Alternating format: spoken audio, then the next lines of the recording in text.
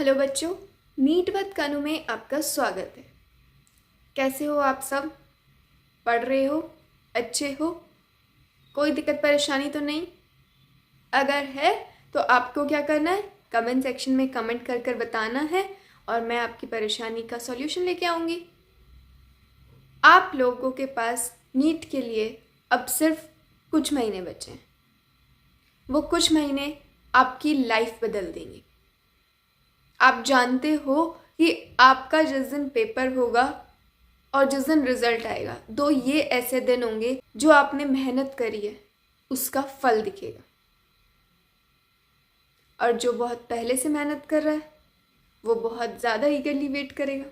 उस दिन के लिए हमें अभी से तैयारी करनी है। अभी से मतलब करनी तो बहुत पहले से चाहिए थी। जिसने नहीं भी करी है वो अभी से भी स्टार्ट कर सकता है। मेरे साथ मेहनत करते रहो। एम्स चाहिए ना, हम एम्स के लिए टारगेट कर रहे हैं। कल हमने डाइजेशन और अब्जॉर्प्शन का बहुत इंपॉर्टेंट लेक्चर लिया था। कौन सा? फूड डाइजेशन का। कार्बोहाइड्रेट्स, प्रोटीन्स, फैट्स, सब कुछ। जिसने वो लेक्चर नहीं लिया है अभी तक, डिस्क्रिप्शन में लिंक है, आप जाके देख सकते हैं। और जब तक वो लेक्चर ना देखो, आज का लेक्चर एब्जॉर्प्शन समझ नहीं आएगा। जब तक आपने डाइजेशन ही नहीं कराया तो एब्जॉर्प्शन कैसे होगा? और एक और चीज़, आपको मैम का पढ़ाया हुआ कैसा लग रहा है? इसी वे में चाहिए या मैम बोर्ड पर पढ़ाए आपको, या आपको सिर्फ एनसीईआरटी में ही पढ़ना है? ऐसे अलग से पेपर में जैसे मैम वाइट बोर्ड पे पढ़ा रही हैं वो नहीं पढ़ना है? आप प्लीज़ मेरे को कमेंट सेक्शन में बता दीजिए। क्योंकि मैं ये अपनी तरफ से जो एज अ स्टूडेंट अगर मैं देखूँगी, मैं कैसे प्रेफर करूँगी पढ़ना, मैं उस वे में पढ़ा रही हूँ और आप इंटरेक्ट करके मेरे को बताओगे कि आपको कैसे पढ़ना है। कमेंट सेक्शन में बता दीजिएगा। आज का लेक्चर हम शुरू करते हैं। होपफुली आपको लेक्चर समझ आ रहे होंगे। समझ आ रहे हैं तो और कुछ नहीं, लाइक कर दीजिए प्लीज़, और कमेंट में बता दीजिए कि आपको लेक्चर समझ आया है। चलो फिर डाइजेशन और अब्जॉर्प्शन का अगला लेक्चर लेते हैं आज।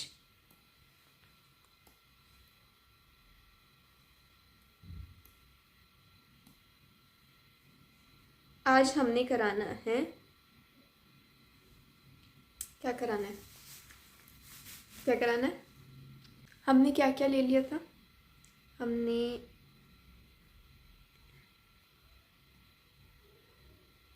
इंजेक्शन करा दिया है, ठीक है।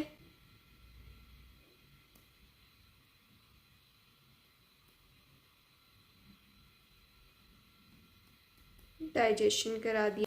आज हम क्या करने वाले हैं? तीसरा स्टेप, एब्जॉर्प्शन। तीसरा स्टेप एब्जॉर्प्शन।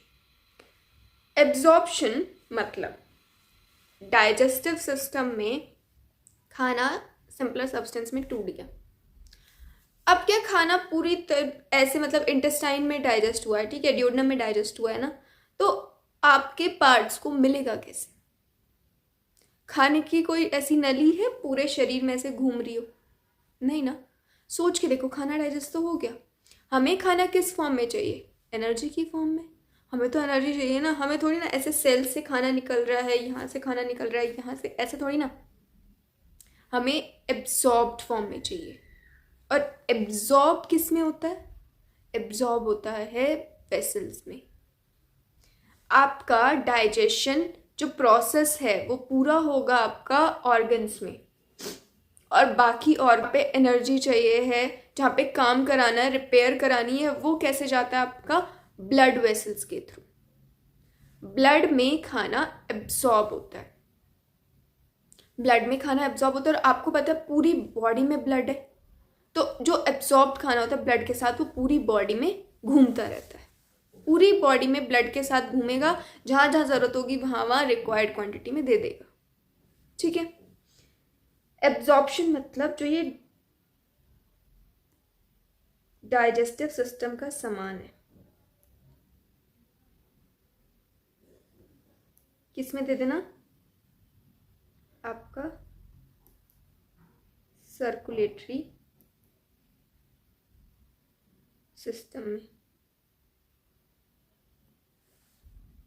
सर्कुलेशन कराना है, क्योंकि सर्कुलेशन तो सर्कुलेटरी सिस्टम का ही पार्ट होएगा। और सर्कुलेटरी सिस्टम में आपका किस में एब्जॉर्ब होता है? दो चीज़ में एब्जॉर्ब होता है। पहला ब्लड में, दूसरा लिम्फ में। ब्लड वेसल्स और लिम्फ वेसल्स दोनों में ही खाना एब्सॉर्ब होता है। डिफरेंस क्या है फिर? ब्लड वेसल्स के जो पोर साइज हैं वो कंपैरेटिवली स्लो हैं, वो कंपैरेटिवली छोटे हैं, तो उनसे कुछ बिग पार्टिकल्स होते हैं जैसे फैट्स, लिपिड्स, ये जा नहीं पाते। उसके लिए हमें क्या चाहिए? लिम्फ चाहिए। इसके जो पोर साइज होते हैं वो होते हैं कंपैरेटिवली बड़े। ब्लड के जो पोर साइज हैं वो थोड़ा छोटे हैं, लिम्फ के पोर साइज बड़े हैं। जितना भी आपका स्टार्च होगा, ग्लूकोज होगा, वो तो ब्लड से चला जाएगा। बट जैसे फैट हो गया, एसिड्स हो गए, फैटी एसिड्स, ये सब इससे नहीं जा पाते, तो ये किससे जाते हैं? लिम्फ में। लिम्फ में स्टोर होते हैं, लिम्फ से ही जाते हैं ये। एब्जॉर्प्शन होता कहाँ पे है?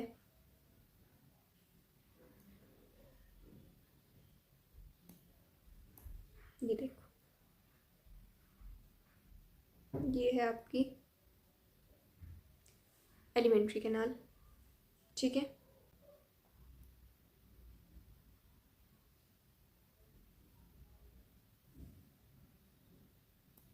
आपको पता है हमने ब्लड वेसल्स कहाँ देखी थी? कौन सी एलिमेंट्री कैनाल की लेयर में हिस्टोलॉजी पढ़ी हमने ब्लड वेसल्स देखी थी? सबम्यूकोसा में। किसमें? सबम्यूकोसा में, ठीक है। उस सबम्यूकोसा के फोल्ड को क्या कहते हैं? जहां पे ब्लड वेसल्स होंगी, क्या होता है उस फोल्ड का नाम? उस फोल्ड का नाम होता है वॉल्स ऑफ कर्करी। और ये किसके फोल्ड होते हैं? ये सब म्यूकोसा के फोल्डिंग्स होती हैं। ये जो वॉल्स ऑफ कर्करिंग है, ये दिख रहा है आपको? ये है सब म्यूकोसा की फोल्डिंग। सब म्यूकोसा की फोल्डिंग वॉल्स ऑफ कर्करिंग। इस पे क्या होते हैं? इस पे लगी होती हैं आपकी विलाय। इस पे क्या लगी होती हैं? ऐसे विलाय। ये क्या है? विलाय। और विलाय किसका फोल्ड है? विलाय है म्यूकोसल फोल्ड। विलाय के सेल्स एब्जॉर्ब करके किस में डालेंगे? इसमें वॉल्स ऑफ कर्करिंग से पास होके ब्लड वेसल्स में जाएगा। ब्लड वेसल्स में जब ये जाएगा फिर क्या होगा? इसका एब्जॉर्प्शन होगा। सब म्यूकोसा की फोल्ड भी आपके विलाय के फॉर्म में है। सब म्यूकोसा के फोल्ड में भी आपके रिजेस है। क्यों? क्योंकि ये क्या बढ़ा रहा है? ये बढ़ा रहा है आपका सरफेस एरिया फॉर एब्जॉर्प्शन। क्या बढ़ा रहा है? ये surface area for absorption. Surface area बढ़ा रहा है। क्यों बढ़ा रहा है? ज़्यादा से ज़्यादा एब्जॉर्प्शन हो, ज़्यादा से ज़्यादा सामान आपकी ब्लड वेसल्स में आए, ठीक है। इसी का एक सेल ले लेते हैं, ठीक है। जो आपकी सबसे ऊपर वाली लेयर थी, म्यूकोसा लेयर, उसका एक सेल लेते हैं। लिया हमने,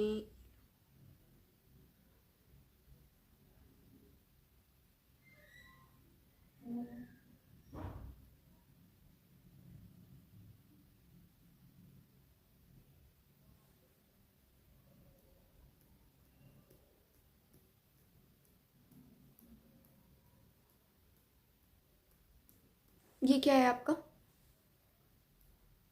enterocyte.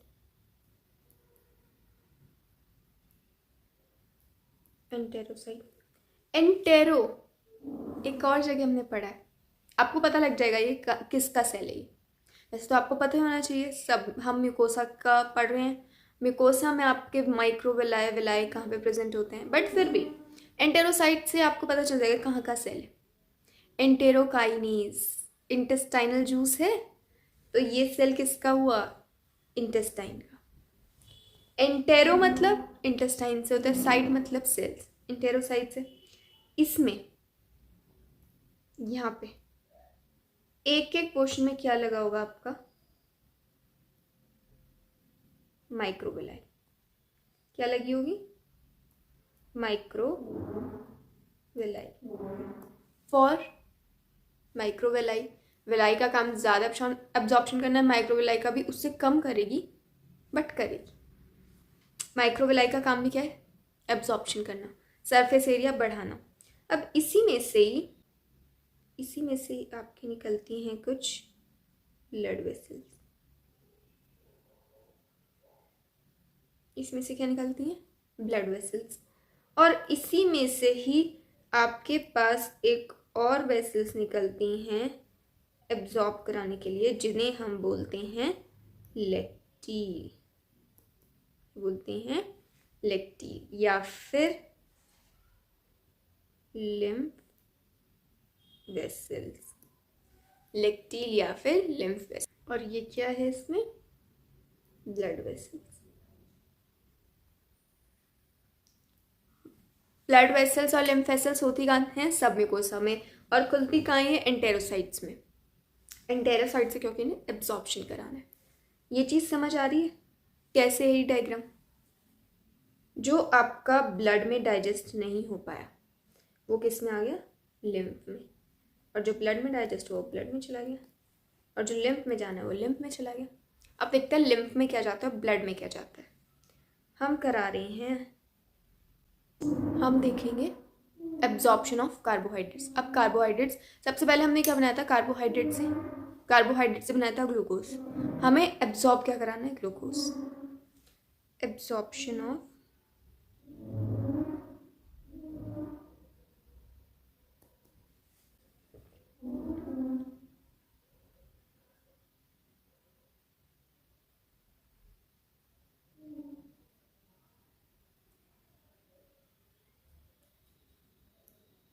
Absorption of carbohydrates.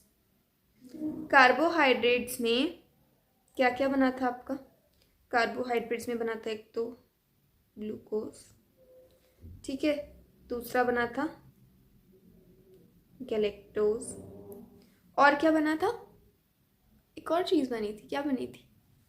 Fructose. क्या बना था? फ्रक्टोज।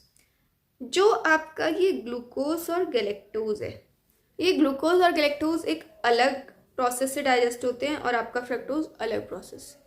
जो ये आपका फ्रक्टोज होता है, एफ से याद रखना, फ्रक्टोज एब्सॉर्ब्ड यूजिंग फैसिलिटेटेड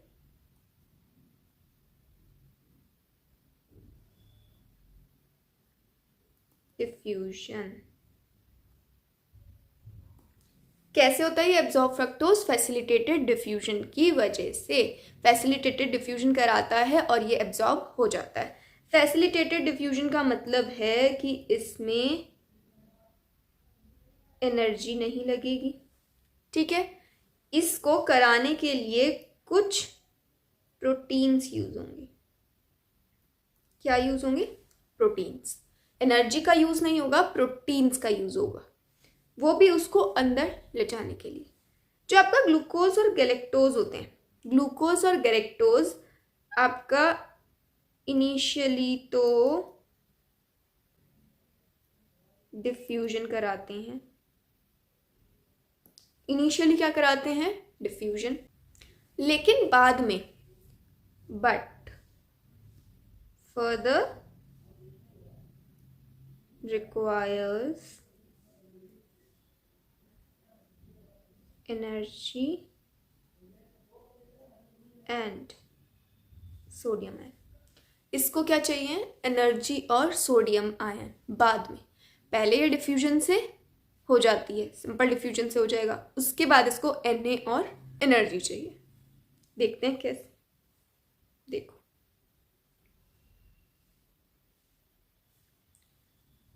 ये देखना। अब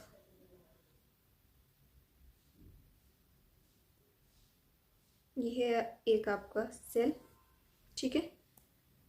इसके बाहर से जा रही है ब्लड वेसल्स, जिसमें एब्जॉर्ब कराना है इसको खाना। ठीक है, ये है आपका ग्लूकोज। ये क्या है? ये है आपका ग्लूकोज। ये ग्लूकोज है। आपका ग्लूकोज जा रहा है सेल में। ठीक है, सिंपल जा रहा है, चला गया। जब ये ग्लूकोज जा रहा होता है तो बाहर से कुछ Na पॉजिटिव भी अंदर आ जाते हैं। बाहर क्या है? Na positive. कुछ Na पॉजिटिव सेल के अंदर आ जाते हैं। कुछ क्या होंगे? Na पॉजिटिव सेल के अंदर आ गए। अब ये जो आपका ग्लूकोज है ये तो चला गया आगे ब्लड वेसल्स में। ब्लड वेसल्स में चला गया। ठीक है, ब्लड वेसल्स में गया। Na जब आता रहा, इसके साथ आता रहा, तो ये तो सेल का कंसंट्रेशन ज़्यादा कर देगा। Na का कंसंट्रेशन हमेशा सराउंडिंग में ज़्यादा होना चाहिए, सेल में कम होना चाहिए बैलेंस बनाने के लिए। तो क्या होता है, यहाँ पे लगता है एक चैनल एनर्जी के लिए। वो चैनल क्या करता है, ये जो Na होता है इसको बाहर फेंकता है। Na को क्या करेगा? बाहर फेंकेगा। कितने? 3 Na पॉजिटिव बाहर जाते हैं। अब कुछ बाहर जा रहा है तो बाहर से अंदर भी आ रहा होगा, तो उसी टाइम पे आपका 2K पॉजिटिव अंदर आते हैं। 3 Na बाहर जाते हैं, 2K पॉजिटिव अंदर आते हैं, और साथ में क्या होता है? एनर्जी का यूज। ATP से क्या बन जाता है? ADP plus inorganic phosphate. इसे क्या कहते हैं? Sodium potassium pump. Sodium potassium pump, जिसकी वजह से आपका एब्जॉर्प्शन हो रहा है किसका? ग्लूकोज का। इनिशियली तो आपने देखा, इनिशियली इसमें कोई रिक्वायरमेंट नहीं, एनर्जी की रिक्वायरमेंट नहीं, सिंपल आता जा रहा है। बाद में आपका जब Na बाहर कराना तो इसको क्या लगाना पड़ेगा? Sodium potassium pump. इनडायरेक्टली ये क्या यूज कर रहा है? एनर्जी। ठीक है, ये चीज समझ आई। ग्लूकोज और गैलेक्टोज का सेम यही प्रोसेस रहता है।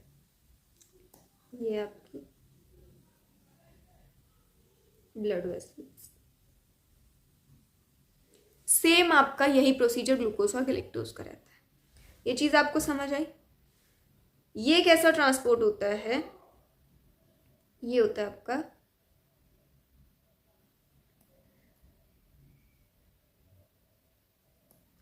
पहली बात तो ये एक्टिव ट्रांसपोर्ट है या पैसिव ट्रांसपोर्ट है? ऑब्वियसली हमारा लो कंसंट्रेशन से हाई कंसंट्रेशन पे जाना है, तो ये क्या होगा? Active transport. कैसा? Active transport. दूसरी चीज, ये प्राइमरी एक्टिव ट्रांसपोर्ट है या सेकेंडरी? प्राइमरी स्टेज पे आपको कोई भी एनर्जी नहीं यूज हो रही थी, कुछ भी नहीं यूज हो रहा है, तो ये कैसा होगा? सेकेंडरी, क्योंकि सेकेंड स्टेप में जाके आपका Na को जब बाहर निकालना है तो आपका एनर्जी यूज हो रही है, तो ये कैसा होगा?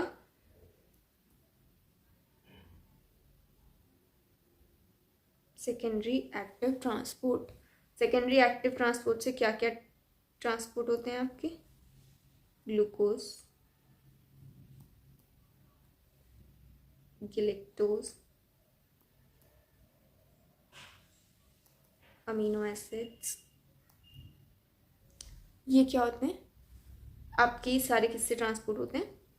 सेकेंडरी एक्टिव ट्रांसपोर्ट से। इसमें क्या यूज हो रहे हैं? Na, sodium ion. तो ये कैसा हुआ? Na dependent procedure. कैसा हुआ? Na dependent. ये चीज देखी, क्या हुआ? Secondary active transport. क्यों आपका इनिशियली डिफ्यूजन से हो जाता है और दूसरे स्टेप में इसको क्या चाहिए होती है? एनर्जी। ये था आपका ग्लूकोज और गैलेक्टोज का एब्जॉर्प्शन। अब हम देखेंगे दूसरा। दूसरा क्या है आपका? उसके बाद अब हम देखते हैं आपका एब्जॉर्प्शन ऑफ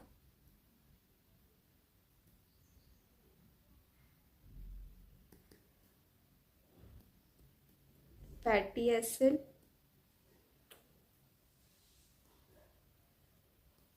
एंड ग्लिसरॉल। हमारा लिपिड टूटने पे क्या बन रहा था? फैटी एसिड और ग्लिसरॉल। अब हम इनका एब्जॉर्प्शन देखते हैं। इनका एब्जॉर्प्शन होता है आपका सिंपल डिफ्यूजन से। कैसे होता है? सिंपल डिफ्यूजन से। ठीक है, आपका फैटी एसिड और ग्लिसरॉल कब बन रहा था? जब आपका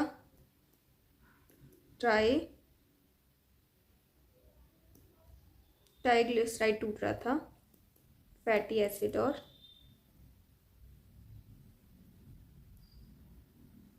ग्लिसरॉल में। ट्राइग्लिसराइड किस में टूट रहा था? फैटी एसिड और ग्लिसरॉल में। इसका देखते हैं एब्जॉर्प्शन कैसे होगा।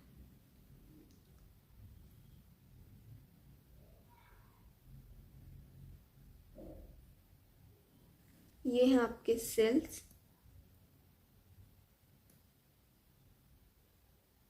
ये हैं आपके सेल्स। इस सेल के नीचे क्या लगी है आपकी? इस सेल के नीचे लगी है आपकी लिम्फ वेसल, क्योंकि फैट का जो साइज होता है वो होता है बड़ा और वो ब्लड में नहीं एब्जॉर्ब हो पाता। किस में एब्जॉर्ब होगा? वो लिम्फ वेसल में। आपका ये जो फैटी एसिड है, ये जो फैटी एसिड है, ये जाता है सेल में। सेल में ही तो इसका एब्जॉर्प्शन होगा। सेल में होता है ये, और ये क्या कर देता है? Synthesis of triglyceride.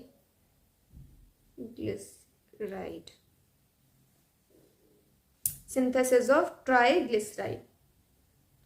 Synthesis of triglyceride क्यों करता है? ये ग्लिसराइड से टूट के ग्लिसराइड में ही, ट्राइग्लिसराइड से टूट के तो फैटी एसिड बना था। इतनी मेहनत कराई थी इसकी एमल्सिफिकेशन कराई थी, और फिर से इसको जब ट्राइग्लिसराइड बनना था तो ये टूटा ही क्यों था? ट्राइग्लिसराइड की फॉर्म में ये इस सेल से नहीं जा सकता था। इसको पहले सिंपल सब्सटेंस में टूटना ही पड़ेगा, और जो सिंपल सब्सटेंस है वो एब्जॉर्ब नहीं हो सकता, अनएब्जॉर्बेबल फॉर्म है। इसमें क्या होता है? ये है आपका फैटी एसिड, इसके बाहर क्या लगेगी आपकी? प्रोटीन की लेयर, प्रोटीन की लेयर। और ये क्या बना देगा आपका? ये बना देगा आपका लिपोप्रोटीन। क्या बनाएगा? लिपोप्रोटीन। इसी को ही हम क्या बोलते हैं?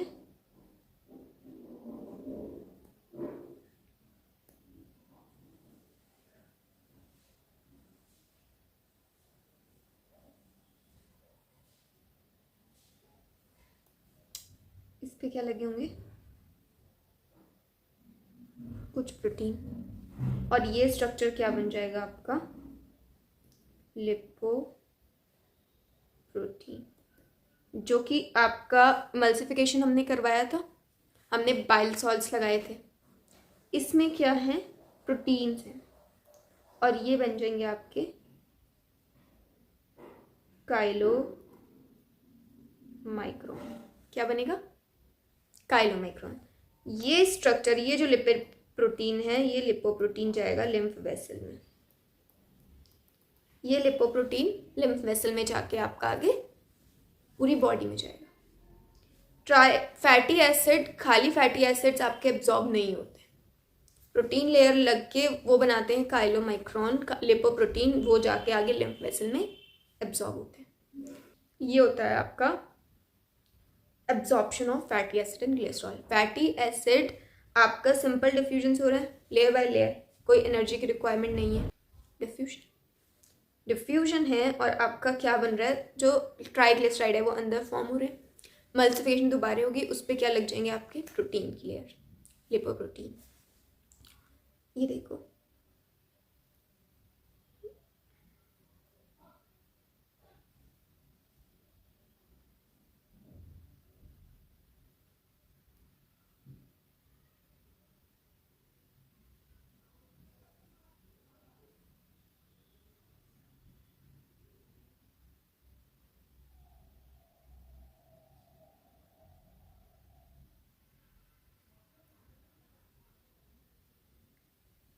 आपका ये ईसोफेगस है, ये स्टमक है, ये ड्यूोडेनम है, ये जेजुनम और इलियम है। जो आपका खाना होता है मुंह में सलाइवा के साथ मिक्स होके क्या बनाता है?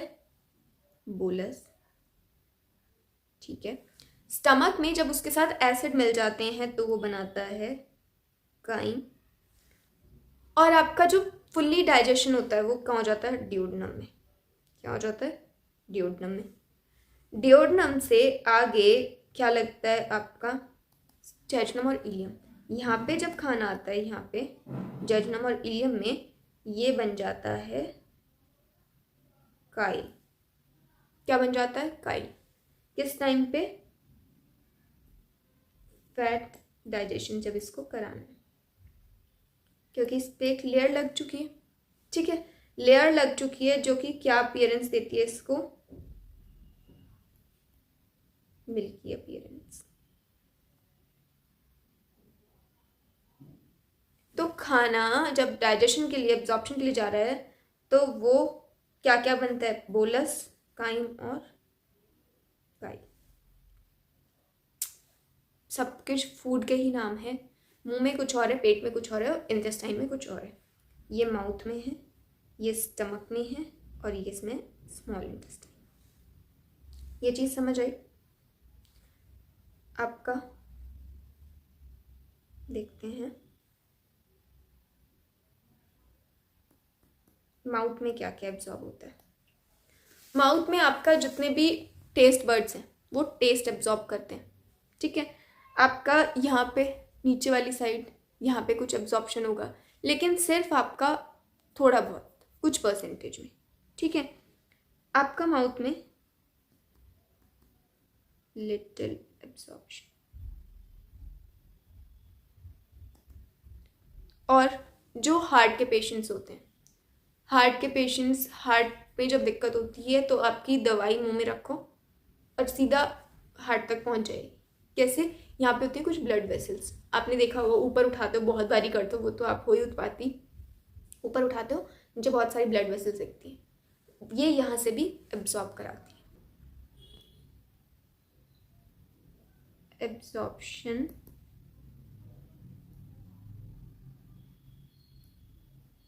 अंडरनीथ टंग। एब्जॉर्प्शन अंडरनीथ टंग। दूसरी चीज स्टमक। ईसोफेगस में तो जब डाइजेशन ही नहीं होता तो क्या एब्जॉर्प्शन होगा? स्टमक।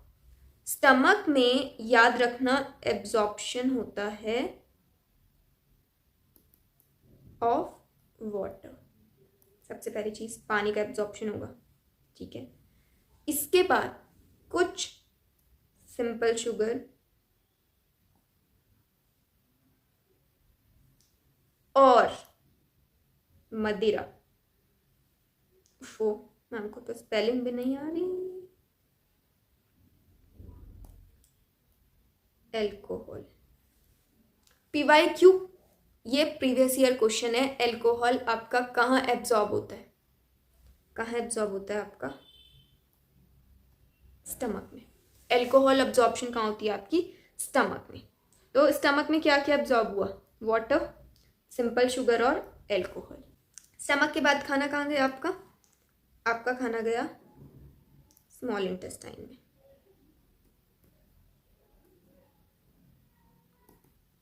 स्मॉल इंटेस्टाइन में आपका क्या क्या एब्जॉर्ब होगा? ये होता है आपका प्रिंसिपल। मुझे अभी भी स्कूल का ध्यान आ रहा है। प्रिंसिपल कौन कौन ऐसा है जो प्रिंसिपल AL और LE में दिक्कत देता है? क्या होता है small intestine? Principal organ for absorption. Small intestine हमारा क्या होता है? प्रिंसिपल ऑर्गन होता है किसका? एब्जॉर्प्शन का। मोस्ट ऑफ द एब्जॉर्प्शन यहाँ हो जाती है। कहाँ पे? ड्यूोडेनम में आपका फुल्ली डाइजेशन हो जाता है और जेजुनम और इलियम में आपका पूरा एब्जॉर्प्शन हो जाता है। Principal organ of absorption. ठीक है, इसमें क्या क्या एब्जॉर्ब हो रहा है? इसमें glucose, fructose, fatty acid, glycerol, amino acids सबके एंड प्रोडक्ट्स यहाँ पे एब्जॉर्ब होंगे और किस किस के थ्रू होंगे? ब्लड वेसल्स और लिम्फ वेसल्स के थ्रू, ब्लड वेसल्स और लिम्फ वेसल्स के थ्रू। यही एंड प्रोडक्ट्स पढ़े थे हमने और ये यहाँ पे एब्जॉर्ब हो गए। अब आती है लार्ज इंटेस्टाइन की बारी।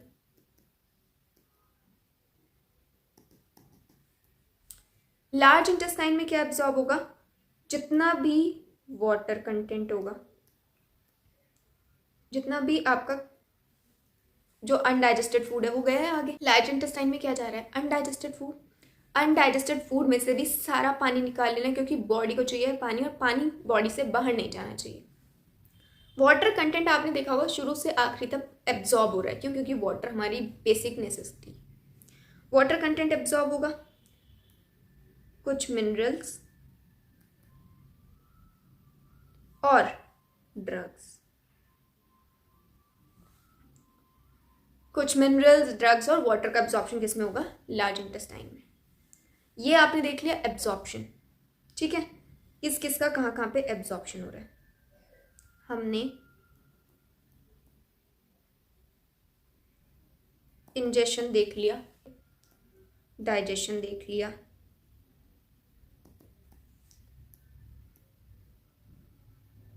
एब्जॉर्प्शन देख लिया।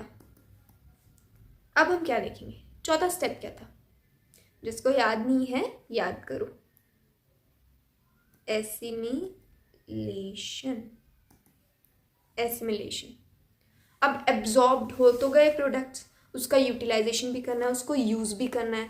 तो एसिमिलेशन क्या होता है? एसिमिलेशन होता है आपका यूटिलाइजेशन ऑफ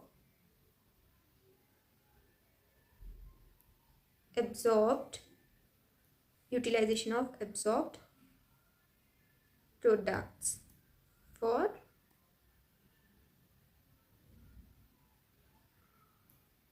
energy formation। क्या हुआ? जो खाना एब्जॉर्ब हुआ वो क्यों एब्जॉर्ब हुआ? एनर्जी के लिए। एनर्जी के लिए उसको कैसे यूटिलाइज करेंगे उस एब्जॉर्ब प्रोडक्ट को, उसे कहते हैं हम assimilation. Utilization of absorbed product for energy formation, ठीक है।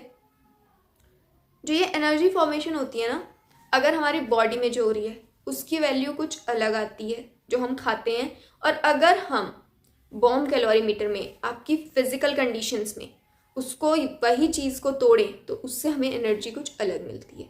ये होती है आपकी कैलोरिफिक वैल्यू और ग्रॉस कैलोरिफिक वैल्यू। आपका एक पूरा मतलब येलो कलर का बॉक्स है जो न्यू एनसीईआरटी में इंक्लूडेड है, आपको वो ना पढ़ना पड़े इसलिए मैं आपको इसका एक टेबल बना के दे रही हूँ। देखो,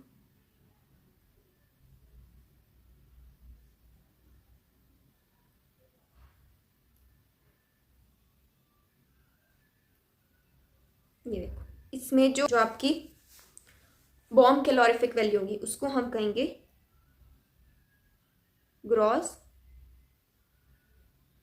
कैलोरिफिक वैल्यू, ठीक है। और जो हमारी बॉडी में हो रही होंगी, जो हमारी बॉडी में डाइजेस्ट होने के बाद वैल्यूज आएंगी उसको हम कहेंगे physiological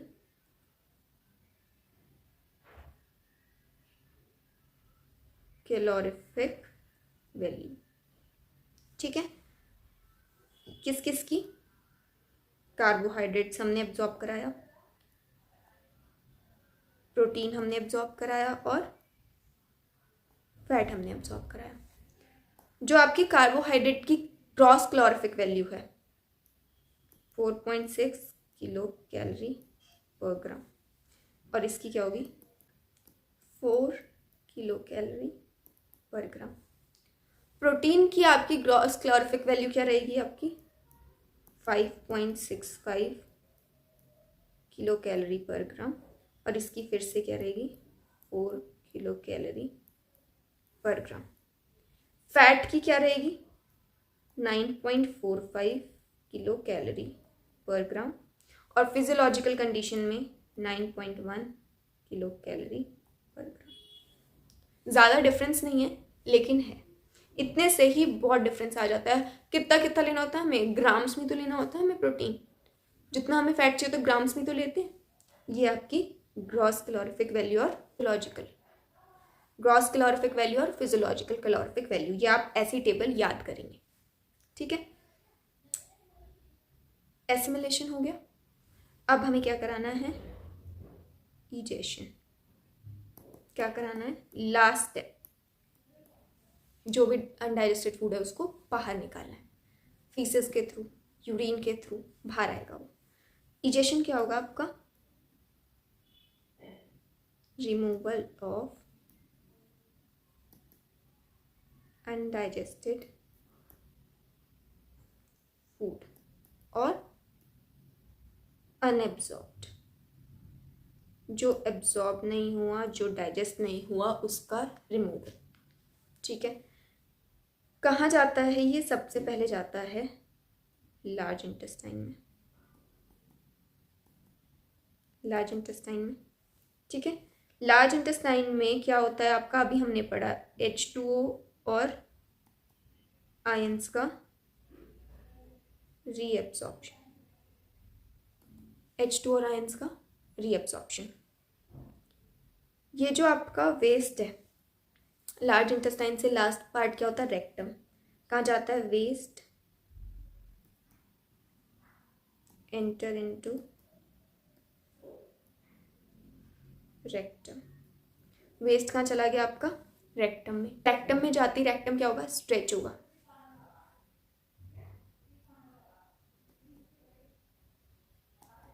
stretching of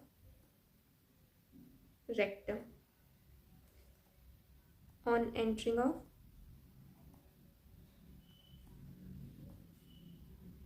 faeces. Stretching of rectum on entering of faeces. Faeces के एंटर होते ही रेक्टम क्या होता है, स्ट्रेच होता है। और क्या होता है, डेफिकेशन। डेफिकेशन स्टार्ट हो जाता है, डेफिकेशन हो जाता है आपका।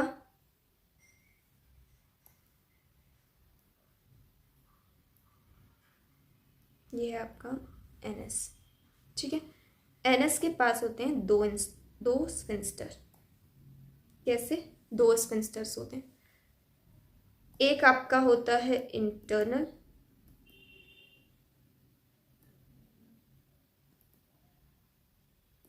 और एक होता है आपका एक्सटर्नल। जो इंटरनल होता है वो आपका कंट्रोल करता है इनवॉलेंट्री एक्शन, जो कि आपके कंट्रोल में नहीं है। और आपका external voluntary action. Involuntary internal, आई, वॉलेंट्री आपका एक्सटर्नल। ठीक है, डेफिकेशन के लिए दोनों को कॉन्ट्रैक्ट होना चाहिए, रिलैक्स। डेफिकेशन जब होगा दोनों ही स्फिंक्टर कैसे होंगे, रिलैक्स। दोनों स्फिंक्टर कैसे होंगे, रिलैक्स। जो आपका फीसेस है इसके बारे में कुछ देखें। इसमें आपका 75% होता है वाटर, 25% होता है डेड बैक्टीरिया, फैट्स जो एब्जॉर्बर डाइजेस्ट नहीं हुए होते हैं, minerals, salts. Water, bacteria, minerals, fats और सॉल्ट्स। इसका जो कलर है फीसेस का, जो फीसेस का कलर होता है किससे आता है, ये आता है आपका स्टेरकोबिलिन से। और ये स्टेरकोबिलिन क्या है, ये होता है आपका डेरिवेटिव ऑफ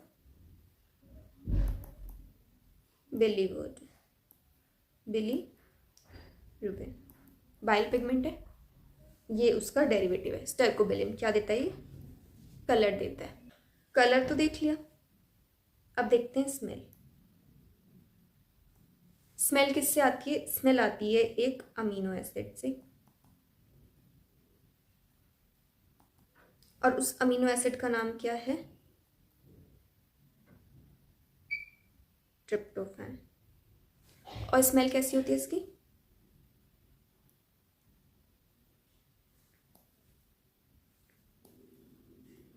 स्मेल कैसी होती है? स्केटोल। स्मेल किसकी वजह से होती है इसकी? स्केटोल की वजह से। क्या है ये? अमीनो एसिड, जो कि है ट्रिप्टोफैन। ठीक है, ये थी आपकी इजेशन, कि आपका खाना अनडाइजेस्टेड फूड और अनएब्जॉर्ब फूड बाहर कैसे जा रहा है। ठीक है, उसके बाद एक और चीज़, अब हमने इजेशन करा लिया, सब कुछ हो गया, सब कुछ देख लिया। अब हम क्या देखेंगे? कुछ हॉर्मोन्स। हम क्या देखेंगे? कुछ हॉर्मोन्स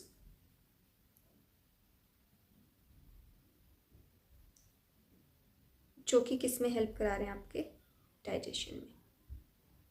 ठीक है, पहला हार्मोन गैस्ट्रिन। गैस्ट्रिन कहाँ से आ रहा होगा? ये आता है आपका गैस्ट्रिक से ही पता चल रहा है। कहाँ से? स्टमक पर। और आपका एक्ट कहाँ पे करता है? स्टमक से निकल के ये स्टमक में ही एक्ट करता है। क्या करता है ये? स्टिमुलेट करता है। क्या करता है? Stimulate release of enzyme.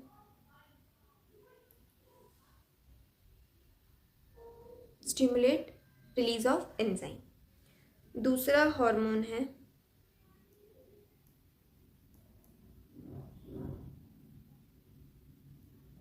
एंटेरोगेस्टेरॉन।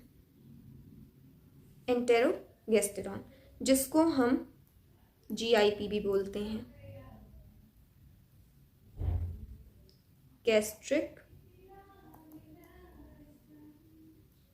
Inhibitor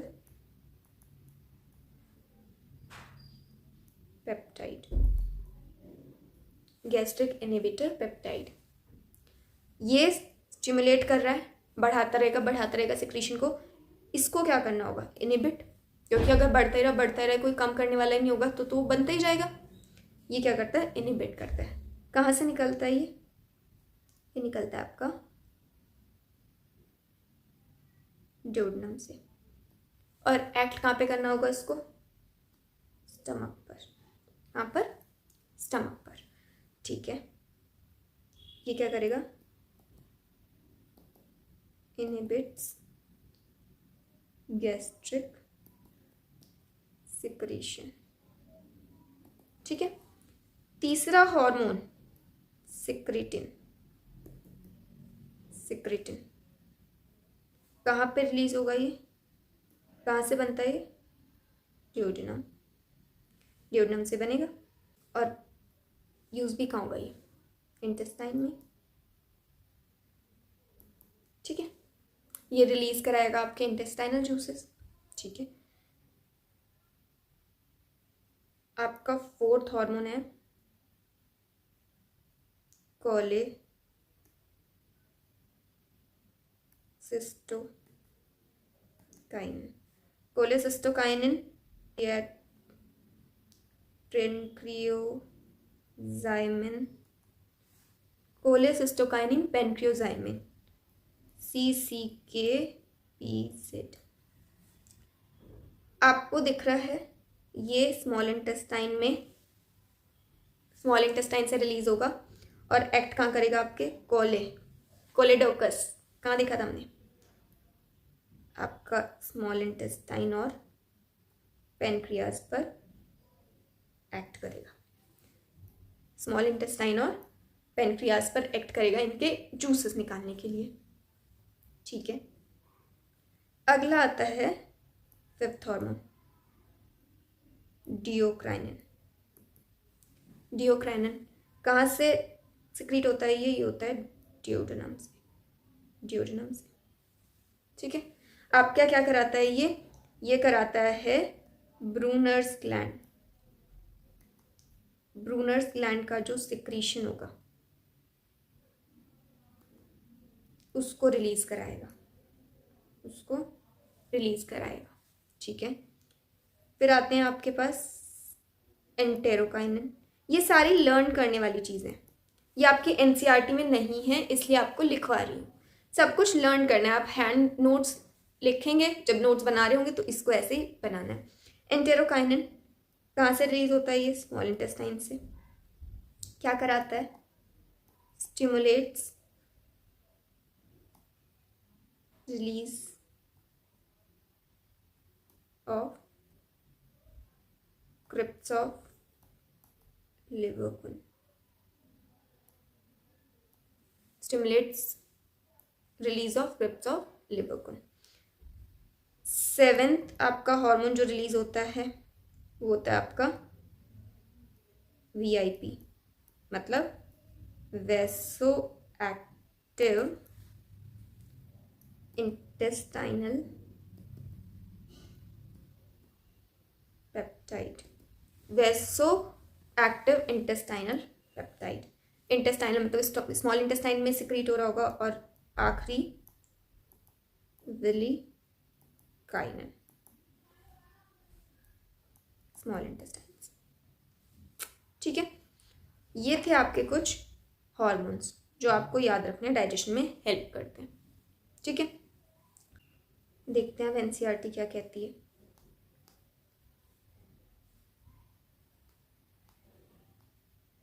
ये है आपकी calorific value.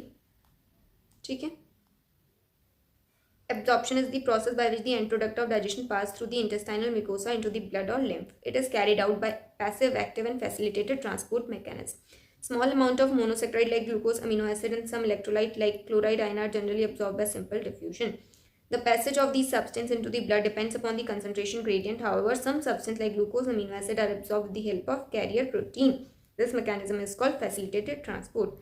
Transport of water depends upon the osmotic gradients. Active transport occurs against the concentration gradient and hence required energy.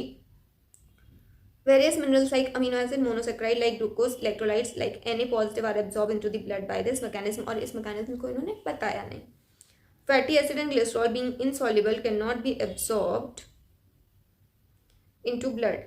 They are first incorporated into small droplets called micelles which move into the intestinal mucosa. Micelles बने थे chylomicron lipoprotein. They are reformed into small protein-coated fat globules called chylomicron, which are transported into lymph vessels like T in the villi. These lymph vessels ultimately release the absorption of substance into bloodstream. Absorption of substance like take place different parts of the alimentary canal, mouth, stomach, intestine. Maximum absorption occurs in small intestine. ये आपका सारा जितना हमने देखा absorption ये है.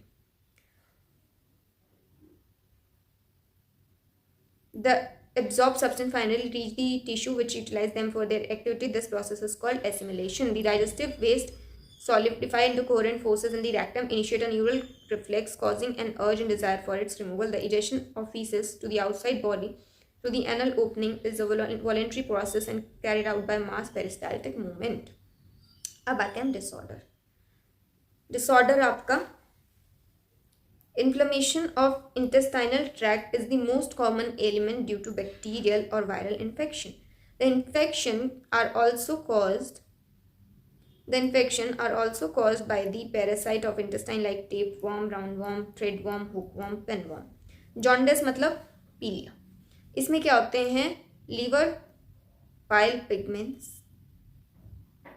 बहुत ज़्यादा क्वांटिटी में बन जाता है. लीवर खराब होता है, बाइल पिगमेंट्स बहुत ज़्यादा क्वांटिटी में होता है. अब ये फीसेस और यूरिन के अलावा बॉडी में भी कलर देना शुरू कर देता है. Liver is affected, skin eyes turn yellow due to deposit of bile pigments. Vomiting, reflex है, उल्टी. जब वो जा ना पाए कुछ भी फूड तो क्या हो जाएगा? उल्टी. ये सिर्फ आपका इंटेस्टाइन के फ्लूड तक हो सकता है. इंटेस्टाइन के बाद क्या लगा? Ileocaecal wall. वॉल से खाना वापस नहीं आ सकता. ठीक है. It is ejection of stomach content through the mouth. This reflex is controlled by vomit center in the medulla. A feeling of nausea precede vomiting. Diarrhea, dehydration. Diarrhea में क्या होता है? Dehydration. क्योंकि बार बार आपका बाउल मूवमेंट बार बार होता है, जिससे क्या जा रहा है? पानी भी जा रहा है बाहर. The abnormal frequency of bowel movement and increased liquidity of the fecal discharge is known as diarrhea.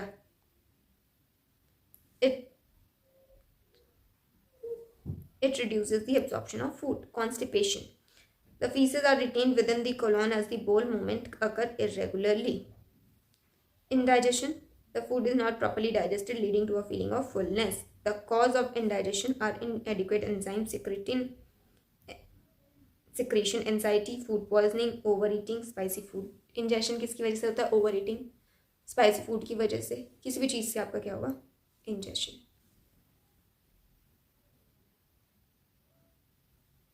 फिर आते हैं PEM. क्या होती है? प्रोटीन एनर्जी माल न्यूट्रिशन. प्रोटीन एनर्जी माल न्यूट्रिशन में आपकी दो कंडीशंस हैं हमारे पास.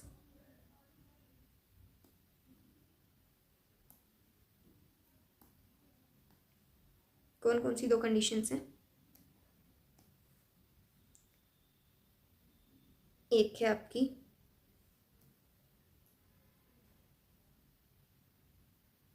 क्वाशियोरकोर और दूसरी है आपकी मेरेस्मस. क्वाशियोरकोर और मेरेस्मस. जो क्वाशियोरकोर है ये होती है आपकी 1 से 5 ईयर्स तक. जो 1 से 5 साल तक का बच्चा होगा उसमें होगी क्वाशियोरकोर. और मेरेस्मस किस में होगी? आपकी बिलो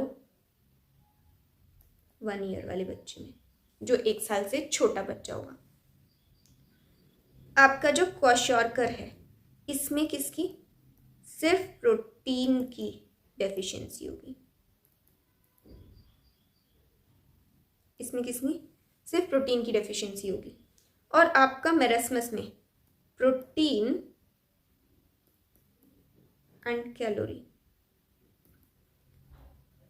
दोनों की डेफिशिएंसी होगी. प्रोटीन और कैलोरी दोनों की डेफिशिएंसी होगी. जो आपका क्वाशियोरकोर होगा इसमें आपका जो मसल्स होंगी वो थिन लिम्ब्स के साथ होंगी. मसल्स आपकी वेस्टेड रहेंगी, कोई भी यूज़ नहीं होगा उसका. थिन लिम्ब्स होंगी. Growth retarded. ग्रोथ कैसी होगी? स्टंट ग्रोथ होगी, बड़ा नहीं हो पाएगा. प्रोटीन नहीं मिल रहा है. 1 से 5 साल तक के बच्चों को प्रोटीन ना मिले तो उसकी हाइट छोटी रह जाती है. क्यों? आपका ग्रोथ रिटार्डेड हो जाती है. किसकी? स्वेलिंग आ जाती है आपकी लेग्स में. क्यों? प्रोटीन नहीं है, due to retention of water. Due to retention of water. और इसको क्या बोलते हैं? एडिमा. आपका पॉट बेली, इसका मेन फीचर पॉट बेली हो जाता है. पॉट बेली मोटा ऐसे गोल सा पेट हो जाता है. ये थे आपके किसमें? क्वाशियोरकोर में. मेरेस्मस का देखते हैं. इसमें आपका 1 साल के कम बच्चे को कैलोरीज भी नहीं मिल रही हैं, प्रोटीन भी नहीं मिल रहा है. इम्पेयर्ड ग्रोथ होगी. आपका थिन होगा. रिब्स आपकी ऐसे दिख रही होंगी बाहर बाहर की तरफ. Ribs prominent. और ड्राई रिंकल्ड थिन स्किन होगी. जो आपका क्वाशियोरकोर है उसमें बच्चा मोटा होगा स्वेलिंग की वजह से, एडिमा की वजह से. जो आपका ये मेरेस्मस है इसमें बच्चे की रिब्स बाहर निकली होंगी, ऐसे हाथ कंकाल की तरह होंगे. इसमें बच्चा थिन होगा. ये दोनों चीज़ देखी. ये होता है आपका PEM, प्रोटीन एनर्जी माल न्यूट्रिशन. प्रोटीन एनर्जी माल न्यूट्रिशन की दो कंडीशंस. ये आपको समझ आई? ये चीज़ आपकी है PEM. इसी के साथ आपका चैप्टर हो जाता है ख़त्म डाइजेशन का. आपकी क्या बचती है? विटामिन्स की टेबल. अब वैसे विटामिन्स नहीं पूछे जाते हैं, फिर भी उसके जो कॉमन नाम हैं वो पूछ लिए जाते हैं. मैं आपको विटामिन्स का टेबल टेलीग्राम पर शेयर कर दूँगी. टेलीग्राम का लिंक डिस्क्रिप्शन में आप ज्वाइन कर लो और जाके देख लेना. आपका डाइजेशन कंप्लीट हो गया है। आपको अब डाइजेशन के नोट्स और क्वेश्चन बैंक में प्रोवाइड कर दूंगी, उसको करिए और देखिए कि आपको क्या डाउट आ रहा है। डाउट आ रहा है तो आप अपने नोट्स चेक करो, और नहीं होता है तो आप कमेंट सेक्शन में बताओ, मैं आपके डाउट्स लूँगी। ये आपका डाइजेशन बहुत इंपॉर्टेंट है, आपका सब चीज़ें इसमें कवर हो गई हैं। आपका कोई भी क्वेश्चन अब ऐसा नहीं है जो छूट जाए, ठीक है। लेक्चर में बने रहने के लिए थैंक यू सो मच। आज के लिए हम इतना ही करेंगे। कल हम एक नया लेक्चर शुरू करेंगे, ब्रीथिंग, रेस्पिरेशन वाला चैप्टर शुरू करेंगे। लेक्चर पसंद आया होगा तो लाइक कीजिएगा, कमेंट कीजिएगा और अपने फ्रेंड्स के साथ शेयर ज़रूर कीजिएगा जिनको इसकी ज़रूरत है। मैंने इजी से इजी तरीके से आपको लर्न कराने की कोशिश करी, एंड आई होप कि आपको ये चीज़ समझ आई है। डाइजेशन हो चुका है, जिसने पहले लेक्चर्स नहीं लिए वो जाके लेक्चर्स ले लो, प्लेलिस्ट तैयार हो चुकी है। और चैनल को सब्सक्राइब करो, चैनल को सब्सक्राइब करे बिना मत जाना, क्योंकि बहुत अच्छे अच्छे लेक्चर्स अभी आने हैं, बहुत अच्छा अच्छा कंटेंट आना है। थैंक यू सो मच आपके सपोर्ट के लिए, थैंक यू। आज के लिए इतना ही, मिलते हैं कल एक नए लेक्चर के साथ। Thank you.